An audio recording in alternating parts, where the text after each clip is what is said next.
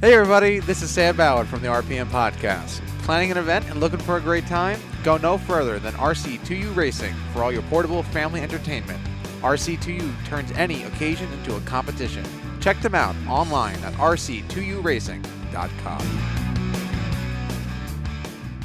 All right, and that was a great little interview we just had with Dino Alberto from Mahoney Valley. Man, he was a great guy, huh? Josh, he knows a lot about racing, and it was great to talk to him about Mahoney Valley. Now we're moving on to the Outlaw Enduro Series, which is, close to my heart. I enjoy racing up there at Grandview Speedway. It has that magic word, enduro. Enduro, yeah, I love it. And it's spelled right.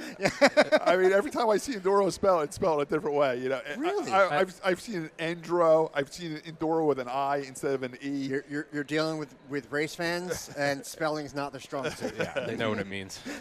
They know how to build the motor, not how to spell stuff. All right, I just want to introduce who we got sitting with us today. They're all enduro drivers. We have Joe Biederman with who I race with in the 8-cylinder division. We got his teammate Tim Jones, who races in the 4-cylinder division, and we also have Eric Spengler, who races in the 4-cylinder division as well in the Outlaw Enduro Series. Hey guys, how are you doing? Scott, how's it going? Good. Josh, Good. How are you? Good. And this is great. I mean, the schedule came out early this year for the Outlaw Enduro Series. The classes are going to run is a junk car class, which I like. The vintage modifieds, which are always there with us. We share the track with them. The 6 and 8-cylinder enduro cars, the 4 cylinders, the 600 mods. I'm not familiar with the 600 mods. Are you guys? They were there once or twice last year. Okay. Those are those little. It's a sanctioning body. All the cars are the same, I think. Yeah. They got 600cc motors in them. Yeah. Little bike engines in them. Yeah, I did see them. They're fun to watch. I did see them race once. They are up at Pink Diamond every once in a while. Yeah, they run once or twice there every year. You can rent those pretty easy too. I think if you get on the list early enough, and it's pretty reasonable to get in one of those. You might not fit, fit, Scott. Yes, right. I'm not sure how big you can be in those. I might have some trouble. And then they have the 4x4 super trucks, which we really don't like. They really. Well, the rumor was that they weren't going to come back at all. They weren't on the original schedule. When I made that schedule, and I messaged Joanne and I said, do you need me to make any changes to it? I took a picture of it, sent it to her. She said, add the 4x4 super trucks. Okay. And I said, oh. When they first showed up there 2 years ago, they packed the house. Oh my God! I got there late. Incredible. There was like 100 of them. Yeah, there. And that is they showed up more and more events. There was only just a few of them, and they're fun to watch. But Scott, I know that they tear the track up. They really do. They tear a hole in that track. I don't mind them being there, and if the Outlaw Series people are making money by them having there, and it makes them easier for us to have our races, I'm all for it. But run our race first, get us out of there. Yeah, exactly. And have them run and tear it up because they're gonna tear the Exactly. thing up anyways. Yep. At the end of the day. So. And I noticed too, the first time they had it there, when they had over 100 trucks, a lot of guys were blowing engines. They're not made for going in circles. They're not made for going in for circles. No. The one guy flipped, and I thought he was coming out of the truck. Well, the red car, the red Jeep that day, I remember. Their seats aren't designed for oval track racing. Their roll cages aren't designed for oval Well, they track push racing. the roll cages out. Once they get bent, they just push them back out and put it back some on of the these track. guys were making them out of exhaust pipe. It looked like up there. So. I think it was a good idea. It was worth trying. But What, the exhaust pipe? I don't know. It looks good until you start rolling over. But I like the concept the first time they did it because, like I said, I pulled in, there was 100 trucks there. I said, well, here we go. Here's a home run. This is going to keep it going. This is going to pay the bills. Right. But it wasn't a perfect marriage because the vehicles this wasn't the right track for the type of racing vehicle. No. It is, first they had them going around the circle only. Then they did the little obstacle course. But when they make, they turn out on that track, they carve it up. I broke a ball joint right after they ran. going into 3. But you kind of just said it. Maybe they can do something else. Maybe they can set up an obstacle course in the infield where they stay off our track and they're still participating on the same day. But in the infield, they set some jumps up, some cones. And that's more in line with those guys normally do. They do straight line drags and they do short obstacle courses. Or they go up, they turn around, they come back. And they're also having mechanics races there, which is cool because this way a couple of my crew guys can get a chance to go out and try it. The thing I like about the mechanics races, now I have a crew guy that's been helping me for a while. He doesn't want to go out in a regular race. Too many cars, too much pressure. But he might jump out there with 5 or 6 mechanics and go around the racetrack. We had that. Absolutely. Our guy that helps us out, Billy Hawkins, he's at every shop night and every race, and we had him all ready to go. Jump in my car for a mechanics race last season, the one that got canceled due to weather. And we were bummed for him because that was going to be his first run out. So we can't wait to get him out in a car.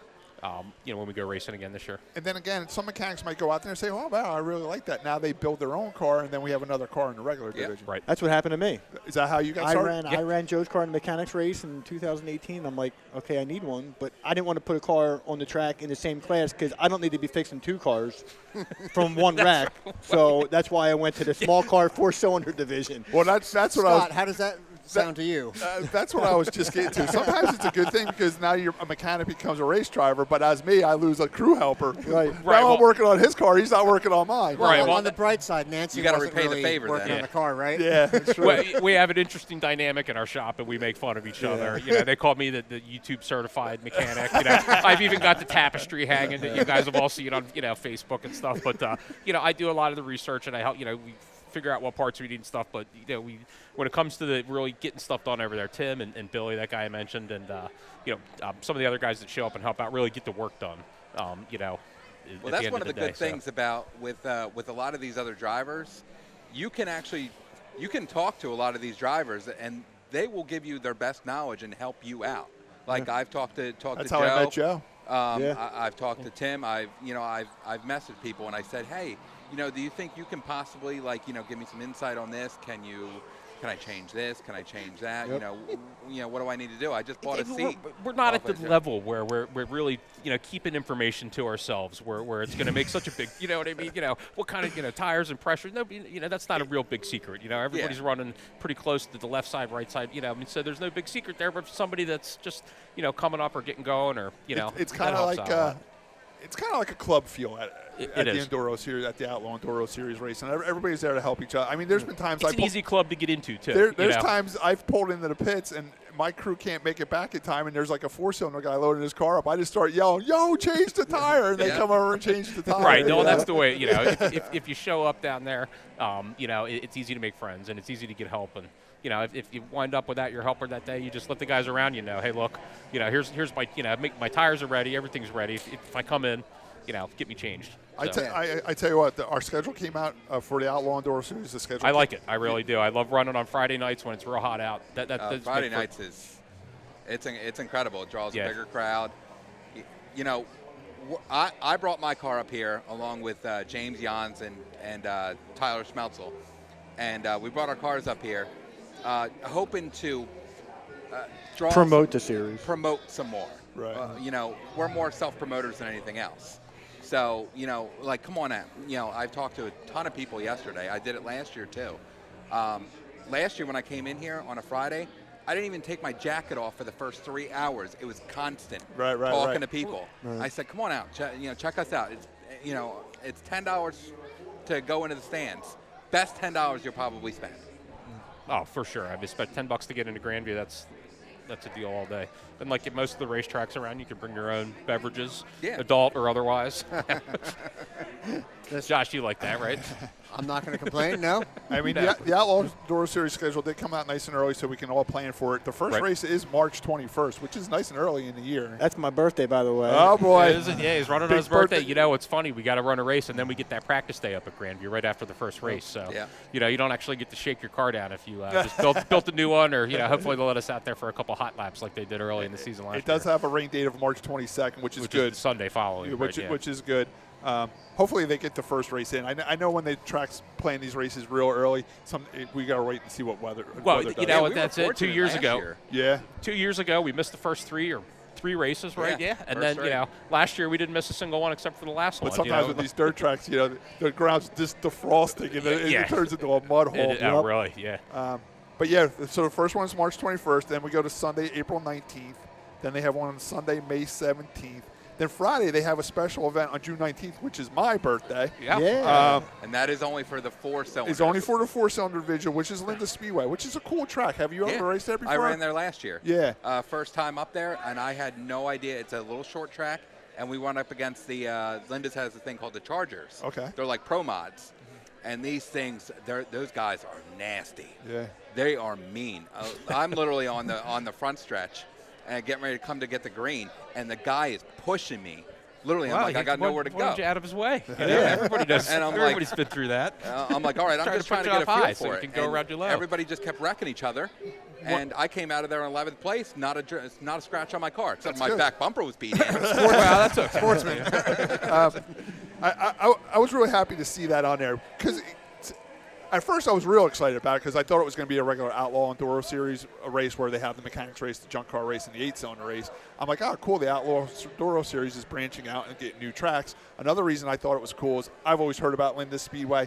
I've never raced there before. I drove truck for a living for many years. You can see it right from Route 78. Yep. You know, Right, when you're heading west on Route 78, right before you get to 81, or is it past 81? It's just before 81. Just before you get where 78 and 81 come together, if you look to your left-hand side, you can actually see the racetrack. I don't know who owns it today, but it was always owned by a lady named Linda. That's why it was Linda Speedway. Shocker. The racetrack was basically in her backyard. The house is in the front. Yeah, literally the house is in the front yard and the racetrack's in the back. A lot of those tracks have living quarters, on site. It's almost like So you you need literally to do drive it to up make it. Linda's driveway, past Linda's house, beep the horn, wave to Linda, and the racetrack's right behind. That sounds like my next wife. Yeah, right. So, I mean, that's awesome. Then the word came out. It was just a 4-cylinder race. But, hey, it's a foot in the door. It's a start. They already said, hey, we're going to bring the 4 cylinders out there if it works good. And then maybe next year, 2021, we'll do a full Outlaw Enduro Series race. Now, do they have, or would we be competing against one of their regular series No, up there? because They don't they have a don't- Roadrunner there or anything No, like that? because it's a Okay. smaller track. That's why they're probably only opting to go with Right. the 4 cylinders at first. Basically, they run micro sprints there, right? Yeah, micros, 600 mods. Yeah, all the smaller divisions. Yeah, I think they run a couple like the smaller sprint cars Yeah. there, like the 270s. Yeah, right. Stuff like that. Yeah. it's. I think it's a small track, so that would make it even. So no, we wouldn't. Slingshots? Probably. Yeah. Probably. They're. I mean, at least indoors, they're my favorite division. Yeah, they're fun to watch inside. Yeah, over in Trenton. Yeah, those they're things are fun. And that Linda's race is actually in a good gap of the schedule where at Grandview we have a race on May 17th and then July 10th. So there's like a month break in there. So like a guy like Tim doesn't have to worry about wrecking his car and screwing up his points at Grandview. So, you'll probably want to venture out there and run that race. It sounds like a great time. Well, I think this year our problem is going to be wrecking our cars over at Bridgeport, Yeah. running at Grandview. That's Once true. we, I know we're talking about Grandview schedule, but Yeah. we were waiting for Danny to put out the rest of his ones 4 and 8 cylinder over at Bridgeport. That's what we're all waiting for. I think, did run so. into Danny. Actually, he's going to come on the show in a little bit, and he's going to tell us a little bit more about that. There is 2 races for our 8 cylinders. I saw those on the schedule at the end of those the long year. 3-day weekends, those show weekends. Danny doesn't live far from me, so we actually ran into him out to dinner last Saturday night at a restaurant, and he told me, he's like, I said, come here. That's everywhere. Inquiring minds I want mean, to know. I didn't even get down and sit down and order a drink yet. And I'm like, he's like, Scott, I know. Yeah, you're not the first. I owe I'm sure you you're not the Dave, first yeah. person I to owe you accost him Dave. for He that. told me he was waiting for New Egypt schedule to come out for the 4-cylinder guys, and he's going to work around that. Right, yeah. So- I know that Yeah, he's I got talked a to more him. local track that he's got to worry about, I think. I talked to him last year when I was here, trying to talk to him about possibly getting like a 4-cylinder division Yeah. up there. Because they got the little quarter mile quarter on mile. the inside. They did I have think it that's for a a little while. too It's just small. not- You've raced on that in the big car, haven't you? Yeah, I tell you what, it was fun. There was nothing I wrong. think it's too small. No, I tell you what, it's very racy though. It was wide and Is it? racy. Yeah. Yeah, it was good. Yeah. I don't think it's no different than going to like Linda's. I want to go on the half mile. Similar in size. Oh yeah. But they did try the 4-cylinders on Friday nights when we were down with the 8-cylinders, and for some reason it just never took off. They were getting 4 or 5 cars. Yeah, I went to. How long ago was it, though? Because few years 4-cylinders ago. are getting Yeah, more and more yeah, popular. very I went to popular. a New Egypt race. I think it was last year or the year before, and I saw they had the 4-cylinder race at the very end of the night, and they made fun of him. They laughed at him. Well, There I were make fun of him, 4 too. There were 4 cars out Just there. kidding, One Tim. guy was blowing smoke everywhere, and like literally the fans were just like laughing at him. The announcers were making fun of him, and I'm like, oh wow, this is really bad.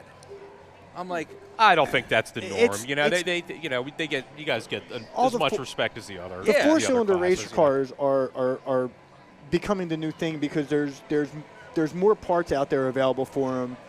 The G bodies and the metric chassis are very hard to find unless you go to Scott's not for backyard.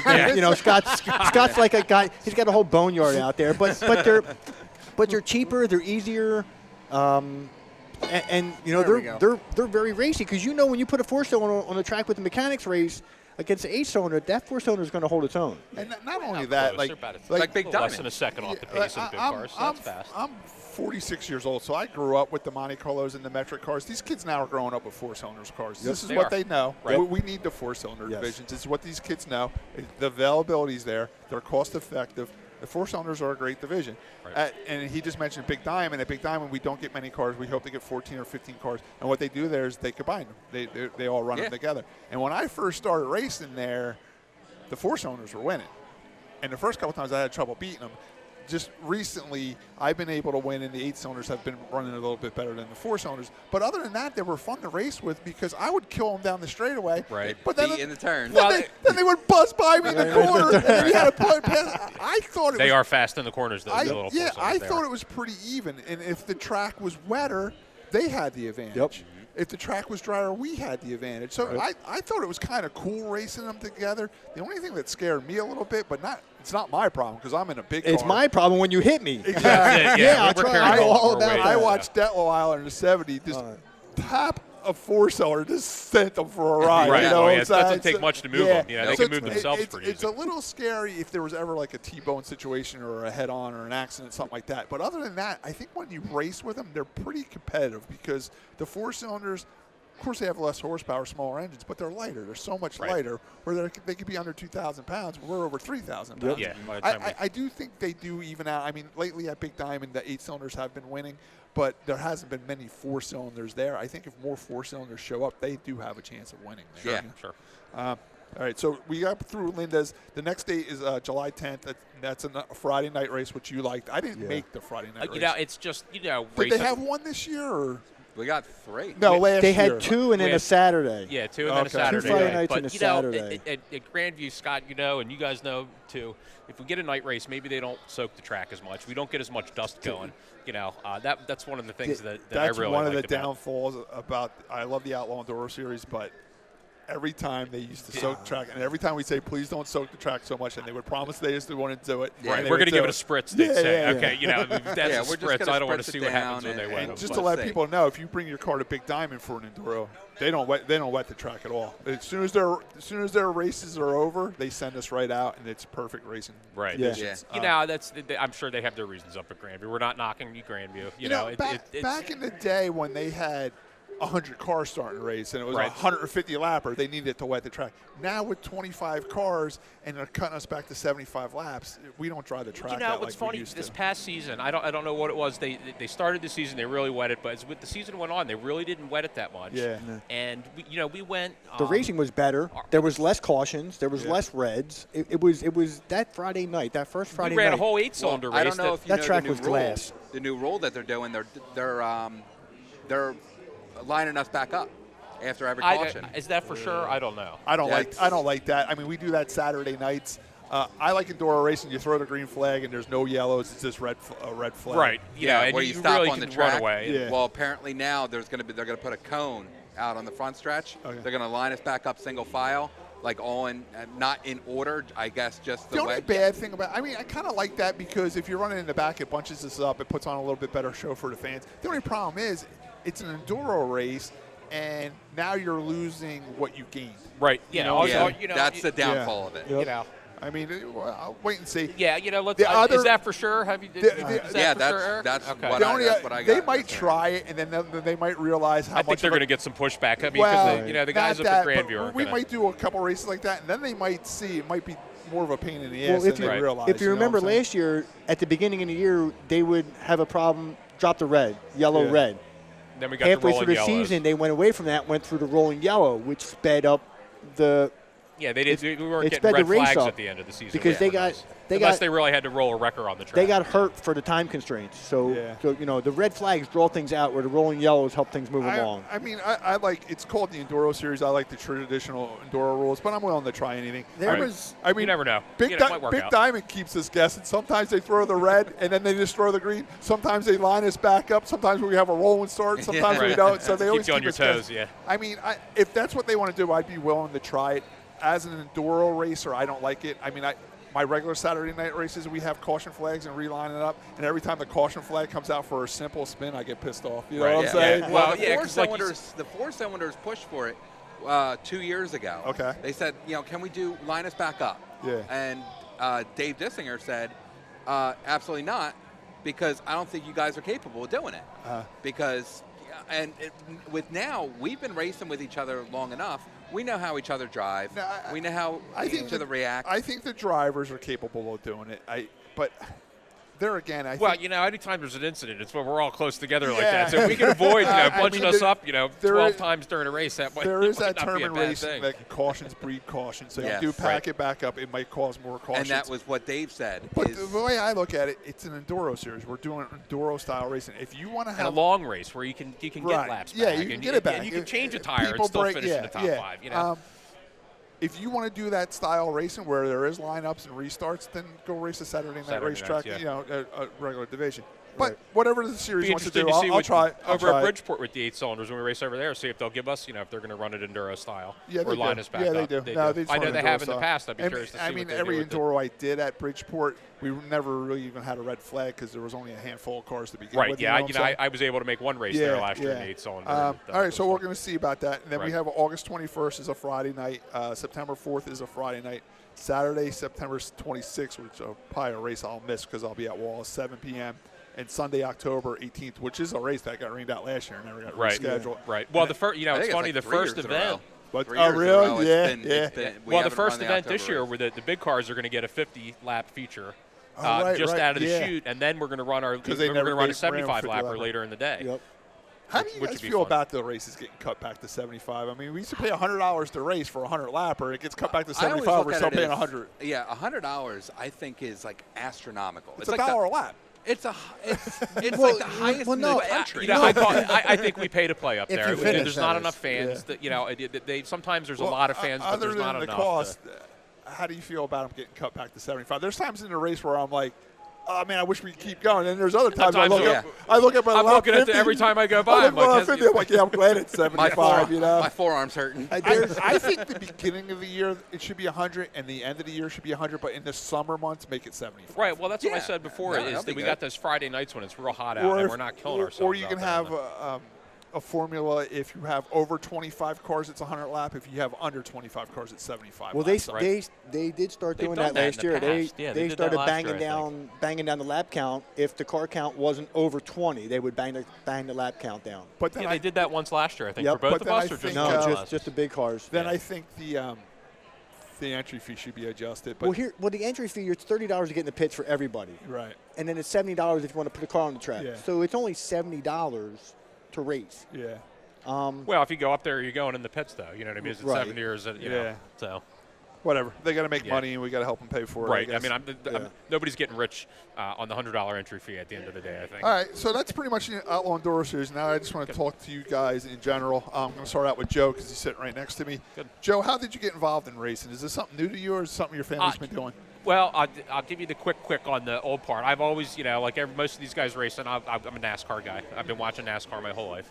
I used to go to Flemington when I grew up, watching Lynn Bethman, if you know the Bethman family racing. They used to be pretty prominent. But I've known Tim for most of my life, most of my adult life anyways, and he and I actually were going to put together an enduro car way back when. For Flemington? For Flemington. Okay. We went and got an old Chevelle and a whole bunch of pipe for the cage, and I worked at a farm, and they gave us a little spot in the back, and we put it back there, and we worked on it for 2 nights, and then we left it. I went away to school, and that was it. I got a quick Flemington Enduro story. Is that car still sitting there? No. Let's go get it. That's right. I have a quick Flemington Enduro story. Oh, no, a Riggleman story. That's right. Yeah, it's my favorite part of the show. I was waiting for one. I digress. I might even told this story on the show once before, but my cousin Georgie, how we were talking about mechanics races, always helped us everybody on the race cars. Well, we were racing, this was when Flemington was paved, and we were all racing street stocks at Flemington. They were having an Enduro. He said, well, here's my chance to race. Now you guys got to help me build an Enduro car. So we got a car out of Blue Junkyard. We helped them build it. We worked on it for a couple weeks or whatever. For some reason, I didn't go to that race. It was like during the fair. It was like on a Wednesday or something like that. And we sent them up there to do it. Well, I gave them a nice fuel cell to put in the car to race, They literally said he lined up. It was from a dead stop. They would line the cars from the start-finish line. He started in turn between 3 and 4 somewhere. He made it down the front straightaway and just drove straight into the wall. Into the wall. And that's when they made you leave the car on the racetrack. Right. So he had to watch the whole race. Old school way. So by the end of that, so now the car's wrecked up in turn 1. By the end of that race, the car was down the back straightaway. It got hit so many times. You got pushed around. It got pushed around the race. I got hit so many times. So he comes home, and I'm like, well, where's the car at? He's like, it was wrecked so bad, we couldn't get it there. We just left it there. I'm like, where's my fuel cell? Right. He's like, oh, shit, I left it in the car. So I lost a fuel cell. Oh, you never got it back then. So at any rate, wait, how many gallons was it? It was a 22 Oh, gallon. yeah, no. Scott loves That's a high dollar. fuel cells. Yeah. He always has a monster fuel cell for that weight in the rear. So at any rate, we went to Flemington back in the day. I went there with Tim a couple times. Love racing. A couple years ago, I know Doug Geyer. Everybody knows Doug. His 2 kids, Travis and Brandon. I went up to Grandview with them for a whole season, hung out in the pits, because I was like, it's time to get back into racing, hang out, and I got the bug. That was it. I went, I called Tim up. I said, let's do this. We went and rented a shop, bought a car from the Roses that run the 4-cylinders. They had their, what was it, an 89? Was that the original number? 98. 98 car. 98, yeah. It was the 98 car. Both of the brothers ran it up at Grandview for 3 years. It was Tommy Tanner's old powertrain in a car that they destroyed at Evergreen. And they went and found another roller, transplanted it, got it all fixed back up, and decided they didn't want to go 8-cylinder racing. Tired of fixing it and wrenching on it. So why did you choose the 8-cylinders over the 4-cylinders? Just availability? Go big or go home kind of thing. I was comfortable doing it. I was going to be safe. We weren't going to skimp on anything. And I just wanted to do it, and I felt like I could do it. We had a pretty good first season. I just got on the dirt 2 years ago, so just got done my second season. So I'm kind of a rookie, but I do all right. You've raced with me, Scott. Sometimes I get a little squirrely, and but I keep my line. And did the name of your team is Penn's Peak or Penn's Park? Penn's Park Racing. And that's the town you guys have that's the the town where our shop is in. Okay. So and I think you said you were there recently, picking up probably right next to our shop at Ryan's Auto Center. Would be the only place, or it was kind of a crazy area. Like my GPS didn't work very well, and I went the long way. I tell you that. Well, it's the long way everywhere. We're up in Bucks County in Central Bucks, but we're in the it's farmland. It's historic. Old barns and stuff like that. Yeah, we're talking wooden bridges, historic, Josh, and driving a tow truck. I'm like, I don't think I'm supposed to be on this road. So you're not. There are a couple wooden bridges up that way. In fact, the area is famous for it. But basically, we just we got the shop and we got a bunch. You can't do this by yourself. You got to have help. So I got Timmy involved. Billy, who I mentioned. Bubba, who lives on the property where we rent from. His mom owns the place. How far is the shop from your house? About a mile. Oh, okay, so it's right there. Yeah, and then we can back and forth. It's nice. Does the shop have a history of being a race shop before you moved into it? No, it was full of junk when we got it. Still full of junk. No, well, it's organized now, right? Yeah, no, my car's inside. It's good. It's organized junk. So Bubba had his stuff all over. Bubba again is the lady's son. So was it a garage or a barn? It was a garage. It's a drive-through. It's a 2-bed. It's about 2.5 long, 2.5 lengths long for as far as bays go. And it has a little alcove on each side, so we rented half of it. What's nice is the wood stove is on our half. That's a nice so we get the heat. It makes its way around, but we get the first heat. Is it a concrete structure, or is it built out of No, it's actually it's funny. Stone? It's built to look like an old barn, but it's a modern structure. So you look at it from the outside, you think, boy, this is a 100-something-year-old barn. Yeah. But you go inside and it's block, and there's beams hanging over. We got hoisting capabilities, all kinds of stuff. So is it like 24 by 24, 24 by 32? Tim's the carpenter. We'll let him answer that one. The whole entire structure is probably 24 by 24, so we probably got like a 12 by 24. So it's decent. It's a spot for one car to fit, and we got a whole nother fab area where most of our tools are at, and then we got a rolling box right next to the car. So we have one car in the garage at a time. Yeah, one car at a time, and then we actually built a pad out back. We had somebody bring us a whole load of stone, modified stone. There's a machine on the property we can use. So landlord will let you put stuff outside. Yeah, so we did it. Then we put a fence up so we can tuck our trailers back there. He's got his extra car. We got stacks of tires, sitting back there. Before we put the fence up, let me tell you how happy Bubba's mom was. She was like, you drive by the road. What about electric? Do you have 220 to run the water? Yeah, we have 220. It's nice. Like I said, we have the heat. It's piped for air, although we find ourselves, we don't use a whole lot of air tools these days. With the... It's all battery operated. Yeah. Really, you get away with almost, we plug in the Sawzall to cut some steel here and there. We're the same way. All right, that's Tim, it. your So, turn. Tim. How'd you get involved in racing? Did Joe drag you into this? Or No, what? well, no. It's funny that Modern he mentioned. racing, I drug him into. Yeah, Yeah, modern the racing, last today's couple years, racing. yeah. I actually fielded a car back in the old Flemington days when it was dirt during one of the first enduro races where I found out I was on the track with Timmy Pouch up there. Yeah. I had bought, my dad raced one race up there, didn't like it, got beat up. 79 Mercury Cougar, pounded it back out, put it back on the track. We didn't have racing seats. You had a seatbelt, stayed on the track. Fielded a car at Bridgeport a couple times. Then life happened, and, you know, is what it is. Joe approached me a couple years ago and years ago, yeah. said, "Look, I'm putting a car on the track." He's like, "I want you to wrench for me." I'm like, "Oh, okay." You know, I'm a carpenter. I'm not a wrencher. You know, I have wrenched in the past. I know my way around the motor. I'm not super great. You know, but and I helped him out for the year. I saw these 4-cylinders up there, and I'm like,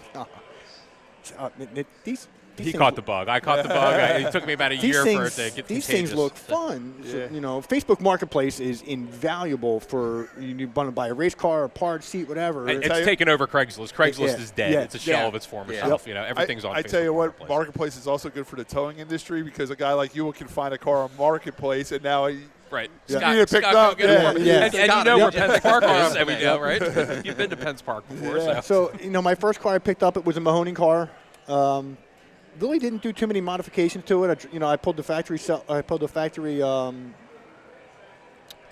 gas tank out, dropped the fuel cell in. We're all about safety, you know. I saw a lot of these guys, they run those They run 4-cylinders with no fuel cell No in them. way, And I man. just, So, up in Maine, they all had stock gas tanks in it. Really? And then, Yeah. I know I it's in still front run of the a stock axle, gas but tank. it just Yeah. makes me a little Yeah. nervous. I'll tell you a running quick without funny story.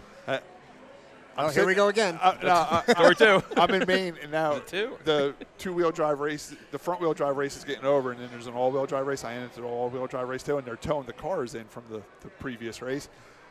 The gas tank is on the ground. The only thing that's holding it in is the fuel hose. And And descending you, the pump they're and stuff. dragging it with the tow truck, Yeah. and it's now it's rubbed through, and the freaking gas is Yep. all Dripping over. dumping it. all over. yeah. And we're getting ready to start cars to drive through it. Yeah, What so- about the one they dragged off upside down? Yeah, and then another car flipped over up there. They just drug it off on its roof. Wow. But yeah, gosh. I mean, if the stock fuel tank is in the right spot, Yeah, I mean, it's in front of okay. the axle, I guess, to Yeah, say, but it's yeah, still, yeah. you know, something coming. I mean, you run Yeah. over so much crap. At They- these they tracks, are you still know. Well, that's metal what happened tank. with Matt Right. Peck a couple years Yeah. ago Yeah. They're when still he ran metal over. tank. He ran over something and went right through the fuel tank. That's That's what when And they he call was just fire. dumping fuel, and I smelled it Yeah. for like 3 laps, and I Yeah. was like, I hope I'm not leaking fuel. Yeah, yeah. 'Cause Yeah, it you was smell so that, you wonder if strong. it's you or somebody else, you know. It was so strong, and then they said 185, you're leaking fuel. And as soon as he stopped, it went up. Yeah. It went up in flames, and I always thought about that because I still run my stock, tank.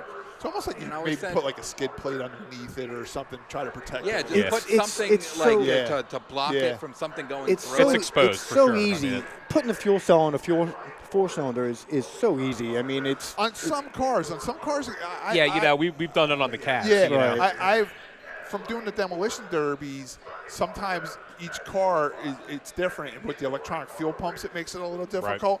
But with the demo cars, they actually made they call it a fuel cell, but it's just a steel thing, and you actually just cut the fuel pump out of the stock fuel pump, and you And set use it it. right in there, and it's got a gasket and bolts, and that works pretty good. Yeah. You know, at least you can get it up, and it's thick steel, you know, and it's a little bit. Don't you have the problem with some of the newer cars for demo derbies where it'll trigger that, like you have a reset for the fuel pump? Well, that's called the inertia switch. Yeah, okay, yeah. You just got to find that, cut the 2 wires, and wire them together. yeah. So that makes it real safe, you know. Yeah. Make sure you unplug the battery first, right? Or unplug the battery, rather. So yeah, the first car that I ran last year was a '96 Sunfire.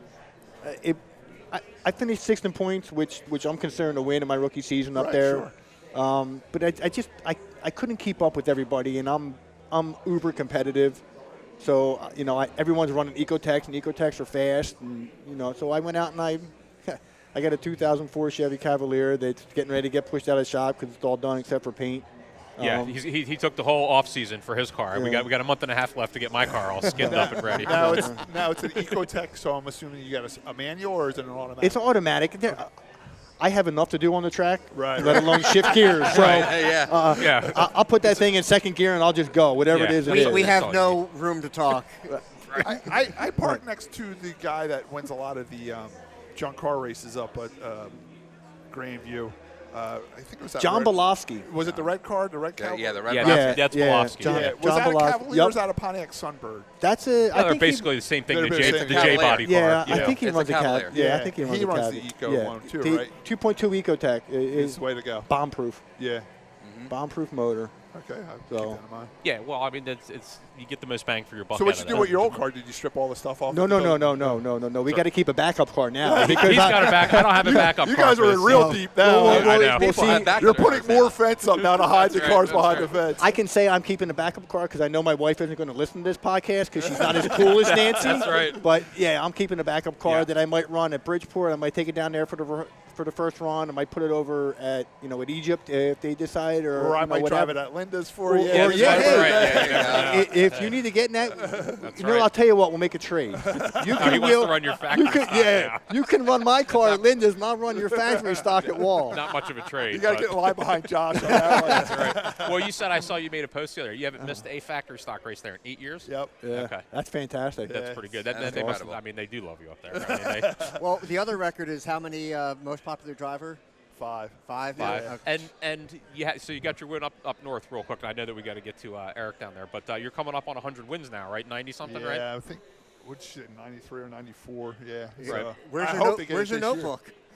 Nancy keeps track of that. That's right. The boss, right? Yeah, Okay. yeah. So, She's the accountant. So hopefully, maybe this year I got a lot more racing planned. So hopefully I can get the 6 or 7 Right. So wins I need to you'll get be the up at 100. Grandview doing when you can, Yeah, right? yeah. Obviously, Yeah. and then And we'll be down at Wall with you whenever we can. Yeah. We help out. Tim and I help. I Scott tell you out. what, just before we get to Eric too, we're talking about schedules. A lot of the schedules been coming out, and I just picked up the calendar, one of those free calendars at the bank, and I just been writing it in because sometimes I like looking at it. You can list I do it. too. I'm an analog guy myself. Yeah, so it's- I like looking because then it's Friday, Saturday, Sunday. If there's a race before it or Right. after it. I tell you what, we got some racing. You got an Enduro car in this area. There's some racing between Yeah. Big Diamond, Evergreen. That's another one. They're going. Just so you know, Yeah, they're Big go- Diamond's got 6 on their schedule. 6. Yeah, Yeah. Evergreen's they're going to the Outlaw Enduro Series rules, so we can always go. Oh, up that's there and nice race if with it's their- outlaw friendly, because yeah. then we don't have to do anything. So they're going to be Outlaw Enduro Series friendly. You got the 10 at Grandview. Not only that, but if you guys want to venture out, I did it last year too. At the end of November, Bethel is a little Right, quarter and you mile went up track. with Duval, right? Yeah. In fact, I was going to do that, and then whatever happened, I think my wife was getting ready to travel. She goes up to Canada a couple times a year, so I don't think I They- can make that one, but that looked fun. They have 12 open competition Enduros up there, and they run it just like Big Diamond. That's a paved track, right? It's a paved track, but Right. it's a little quarter mile. But I tell you what, by the end of the race, it might as well have been a dirt track because people are going through the infield and throwing dirt over there. Bringing it out with them. There's That's water, bumpers. I mean, it's an open competition. There was even guys with street stocks and stuff there, but it didn't matter because, number one, the track is so small. Number two, once it got stuff all over it, I wasn't using the power I had anyway, and the 4-cylinder guys actually had the advantage. Really, because they could just drive. drive right Yeah, around a little them. bit. So just so you guys know, keep in mind, they're having 12 of them. I think 7 are on Saturday nights and 5 are on Sundays. So Right, and so you have to camp if you go up there, right? Is there a campground or something? there is a campground. He stayed at a campground. I stayed at a hotel. It's not that far. Oh, okay, all right. I thought he made it seem like, well, if you want to stay anywhere near the track, you got to camp. I was like, there's actually right People now- like us have to. It's right we out can't of afford to go in a hotel like him. Yeah. With him doing so many races. I used my Amex points. he travels for free. But it's right outside of Monticello. There's actually a casino there, horse track, so there is hotels in the Okay, area. so there's something else to do Yeah, besides there's racing.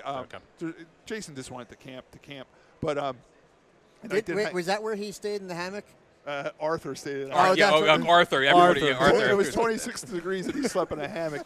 But that doesn't surprise but me. I tell you know what, Arthur. I went up to Bethel and they welcomed me with open arms up there. Right. We had 40 some cars. They gave us That's a 100. pretty good car count. Yeah, it was a 100 lapper. And they said we're going to have more next year. I said, keep it open competition. Keep the cars running together. This way anybody can go. You know what I'm Right. saying? You don't have to worry about changing anything on your car. I said, this track, that's the equalizer. The track. We're Big Diamond. You got to have rules because it's so big and wide. Grandview, you need rules. And we get going around rolling fast. But at Bethel, the track was so small. If you're bringing a high-powered car there, you're not going to use all the power anyways. You're not going anywhere. Right. You know what I'm saying? Because, like I said, I couldn't even step on the gas because it was like being in a traffic jam. And then when the field did thin out, by then the track was covered in water and dirt anyway, so it really didn't. Right, matter. and you're dirt tracking it on pavement. I had a lot of fun up there, so keep that in mind if you guys want to do a little traveling up that way. Right, maybe too. we'll talk about that, Tim. Absolutely. And get some of the other guys. Maybe we'll get a train going up there. All right, Eric, I'm basically going to ask you the same questions. How'd you get started in racing? 2015. My nephew had gotten a car out of a storage locker. And he said, this is good. It's going bad. It was out of a storage locker. It was a no title, no problem. It was a 5-speed Geo Prism. So, him being, 15 years old, he says, I want to do demolition derby. So my father-in-law basically said, no way, not happening. You're not going to go wreck a nicely good car. Car only had 30,000 miles on it. Oh. 30,000 miles. The car started. Demo derbies don't dream. excite me. I don't know. The car was a dream. So he says, okay. He's like, what about this Outlaw Enduro series? He had a friend of his that ran it. So he's like, all right, let's go check it out. So he goes up there, and my father-in-law takes a look at it, checks it out. And he's like, longevity, something you can do with this car and have fun, not just one and done and put all the money into it. So he says, okay, so we started building a race car. I knew nothing about dirt. I was a NASCAR fan, and that was what I watched. I watched like asphalt racing and stuff like that. I didn't know anything about dirt racing at all. So my nephew says, come watch me race. I said, all right. So I took my wife and my son up there, and they go around the track, and I looked at my wife, and my wife looked at me, and I said, I want to do this. I tell you what, though, I've been racing all my life, and you're just recently into dirt. I just recently got into dirt, and I tell you what, the first time I went to Grandview Speedway and I walked in, I looked down on the track, it was pretty intimidating. Yeah, I got to tell you, intimidating. my first time out there, I didn't know if my car was stuttering or my leg was shaking in there. Something was going on. It didn't sound right. When I peeked over that fence and looked at it, I said, "Oh wow!" You're looking down. I'm like, "Wow, that's a racetrack." Yeah. Yeah, and then So was that the first track you raced at? Was the first time, and I built it. I went and I bought a car for $250, 96 Saturn SL2, Jersey City, New Jersey. Drove all the way over there. My father-in-law helped me go pick it up. $250, brought it home. That day, I started stripping it out and getting it ready. So it took me about 3 months to build this car, put a roll cage in it, the whole deal. So you were building for the 4-cylinder division, not the junk car division? Yeah, 4-cylinder division. Okay. That was it. And I wanted to go race with my nephew. So he helped me. He's a welder. He goes to school for welding. So, he helped me weld the roll cage, the whole deal. He did all the fabrication work. I called him my crew chief. Yeah. So he helped me build it, and we put it together, and we went out there. And I was fortunate enough to, the first race got snowed out.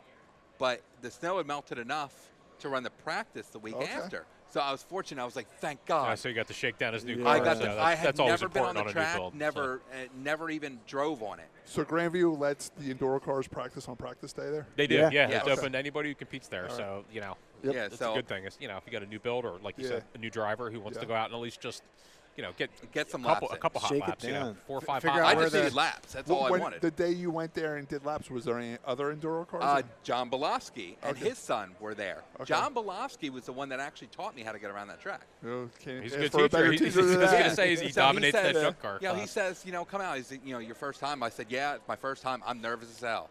And he says, all right, just come in, follow me. Me and his son was the first time on the track too. So he was behind me. John Belofsky just takes off. And I'm driving around. He got lapped in his 5 laps of shakedown. No lie, I got lapped in 3 laps. 3. I pull into the And we're talking pits. 21-second laps here. So I pull into the pits. that tells you how far off the pace he was. I pull into the pits, and my father-in-law and my nephew were standing there. I was like, how fast was I going? They're like, you were like a turtle. But meanwhile, you got white knuckles. I and was sweat. white knuckling the crap out of his Sweating. car. Yep. And I was like, all right. So he's like, all right, he taught me a little bit more, and then I went out there, and I was actually able to keep pace with him. So he's like, all right, you're doing good. You're doing good. Now get out in front of me. I'm going to let you go out and lead. He couldn't geez. catch me. He couldn't catch me. What, was his car stuck in neutral? No. I was going to say, yes. He says, no, you're fine. He says, you got it. You're good. I ran and I went out 4 more times after that just to kind of push it to the limits until I finally pushed it to the limits where I drove it in way too far. Yeah. You know, when you get up in that loose stuff. Yeah. And I'm I'm fighting it, and I'm fighting the wall. Back end touched the back end of the wall, and I drove it down the hill. I said, I'm done. Done for the day. Yep. You know, that's the one thing I can say if you're just starting racing. That's the only advantage if you just start racing and you go asphalt racing over dirt track racing.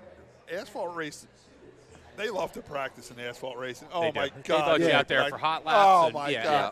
So, and you're qualifying by yourself, yeah, you know, and you don't have to worry about anything until you're out there for your, you know. Dirt practice is kind of useless because the track's changes so much. But you still get to shake down a car that you may have made changes to. I understand that, but that's why they don't practice much in dirt. So if you are just starting out, it's harder to get laps in dirt than asphalt, but, you know, whatever, you know what I'm saying? So it's just another challenge you have if you start out as a dirt racer compared to an asphalt racer, where there's unlimited amount of practice on asphalt. Yeah. They actually practice too much. I show up at wall, I don't even go out and practice anymore. I've watched people just burn their cars up in practice. You know, well, Scott, I call me lazy, but I mean, I use the heat race for my practice. That's exactly it. Exactly it.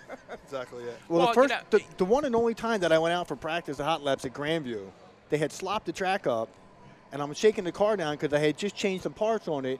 Scott was there that day. I remember your car came in with 200 pounds of and on it. Belofsky's son got sideways in front of me, and I'm standing on the brakes, and I am not stopping. And I keep keep going. Not in that slop, you're not. And after that, that's it. I'm not going out for hot laps unless the track's dry and clean. Right. Yeah, they used to give us practice time, like a couple of little hot laps before the start, and then they did away with that. You know, a lot of people were, you know, the beginning of last season they did. Yeah. And you know what? But they did away with it when they have those other divisions there, it's all about time. Yeah, they got to be done at a certain time. Yep. The insurance policy runs out, whatever it is. That and you know where your division stands. Last. Last. Second class citizens. Yep. You know. Eric, how far do you live from the Grandview Speedway? Literally, I live on 313. Okay. Literally on 313. I just take 313 all the way up, make one turn, and I'm there. For a half hour? Like 45 minutes. Yeah, half hour, maybe. 45. My father-in-law is he's my hauler driver. We're the ones that come in Dude's with got the a hauler driver in the Outlaw Enduro series. What am I doing wrong? The big rig. Hey, you guys got a wood stove in your shop. Yeah, so we do. We are comfortable. I got a 20,000 square foot pole barn that my father-in-law owns, and it's literally 5 minutes from my house. That is my home away from home. I say, honey, I'm leaving. I'm going to your in-laws. She says, I'm going to your parents' house. Your parents, yeah, she knows what that means. We're working on the race car. Yeah, so. I'm always constantly in there, and that's where I spend most of my time. But you know what? I do got to give. What is your heating system in that garage? We don't have that. The heat's in the tools. Yeah. So I got to give props to Eric because he's getting his son involved in this, and. Yeah. You know, his son's not even 14 yet, and he's already breeding the next generation for the Outlaw Enduro series. I mean, he came down to our shop. Yeah, we hooked him up with Joe a seat. sold him a seat, you know, a good seat at a good price. But, you know, I got to give credit to Eric that, you know, he's really helping to make sure that the future of our sport, mainly the Outlaw Enduro series, is going to be around at least for one more generation. Right. Well, so, he's in there. He's in there turning wrenches with me. Yeah. And I told him, you know, he's like, Dad, I really want to come race with you. I said, okay, you know, let's see what we can do. And I found him a car, same car as mine. His car is actually better than mine. It's a 2002. I can't wait for him to beat you on the track. Well, That'd he be a told good me. one, wouldn't No, I will not lie to you. He said to me, we were in the barn, we were working, and he said, Dad, if you're leading and I'm running second, I will not hesitate to wreck you. Thank God. My boy. Scott knows a little bit about taking out somebody he knows. That he lives with, I should say. Nancy asked me that one time. She's like, Scott, if I was leading your second, would you let me win? I said, not only would I let you win, I would wreck you so I could win, and you wouldn't even finish second. Spin her out. I told my son, I said, you wouldn't want to go, you know, run 1-2 or anything. He's like, I'm there to win. Yeah. I said, no shake and bake for him. Yeah. He's like, okay. So, you know, I'm El Diablo and Magic Man. Yeah, right. Building his car. All I can say is that I actually wrecked my teammates in practice. He has done my that. nephew wrecked me once. That's how you find yourself racing solo with that team. My first race actually on the track. You know, you've heard about the 3-bump rule. Okay. Okay. Yeah. 3 1, bumps. 2, 3, move. Yeah. Get the hell out of the way. Well, I'm in my first race, and I said, okay, you know what? I'm starting in the back. So I went to the back, and I was just going to try to get a feel, being around, 30 other cars. Maniacs. So I said, all right. So I'm driving, and all of a sudden, I'm getting bumped in the rear, and I'm like, go around the high side. I'm just hugging the bottom. Yeah. And, all of a sudden, we're on the front stretch. I'm getting bumped again. I'm like, you got plenty of room. Go around me. Somebody wants Here you come to to go. find out. Maybe Here they come think to you need find a little out. help, It was my nephew trying to get me to go faster. He's trying to push me around the track. And that was where it all started. Well, speaking of the little Spengler. Yeah, there he is right there. There he is, man. There's the new breed or the new generation of race car drivers for the Outlaw Enduro series up in Grandview, the man. New generation. He's got the name for it. All Chase. right. Chase Spengler. Chase Spengler. Chase that victory. That'll look good in a NASCAR one day. That's right. Yeah, so Awesome. we're building Wait, him this a is car. a chase I can root for then. Yeah, yeah. So you're not a Chase Elliott guy? No. Nah, I'm a You Chase know, it's Elliott a- fan. Choke Elliott. Oh, here we go. So we're in the process of building him a car. The roll bar actually came in yesterday. My father-in-law went and picked it up. People buy their cages pre-cut. Yeah. I buy them don't do that. We got a pre-installed in the pipe car. bender.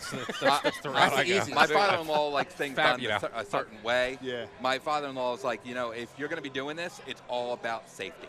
Well, you can't skimp on safety in any of these classes that we're talking about because you really get hurt. My nephew goes to school for welding, and he's an awesome welder.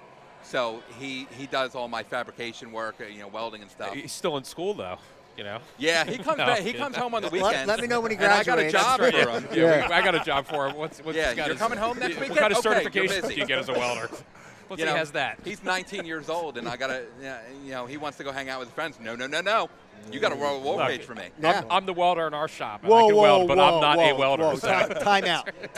I said Joe's the tacker. Hey, you got to start somewhere. That's right. Yeah. I'll can't tack even- everything up. And I we can't get, even get tack somebody. anything. I've gotten my wife to try, and she gets scared by the sparks, and she ends up with these Michael J. Fox welds. Yeah, that's me.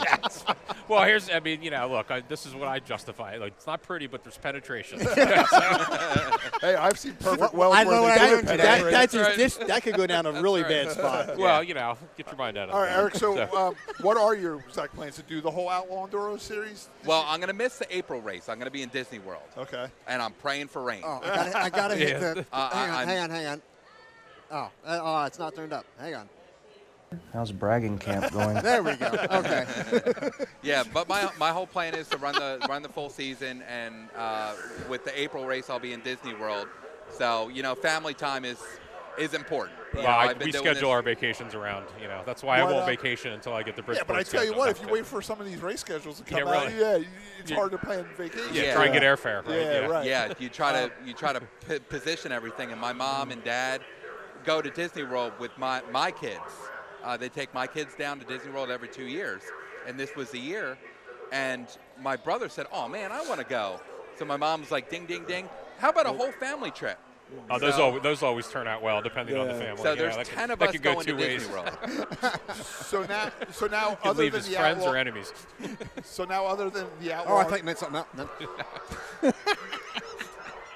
so now other than the Outlaw Enduro series, do you have plans on doing anything else? Maybe a couple races at Linda's or anything? Yeah, I'm doing Linda's. They have the Charger shootout or whatever it is. I didn't run it last year. I wanted to go check it out, and I said I'm coming for this one next year. Now, what's the significance of that race? Do they? You're one-on-one with one of the Chargers, and it's basically a showdown. It's called the Jonestown Throwdown. Oh yeah. And you go up against the Chargers, then they put you in little brackets, and then basically it's the fastest car wins. Okay. And Randy Getz. Yeah, we raced with him at Big Diamond. Yeah, Randy Getz ended up beating his cousin who ran a pro mod. Randy Getz is like, this is the biggest win of my career because I got a junkyard motor of this. I beat a $20,000 motor. He's like, this is incredible. Well, he was still driving that ZX2, wasn't he?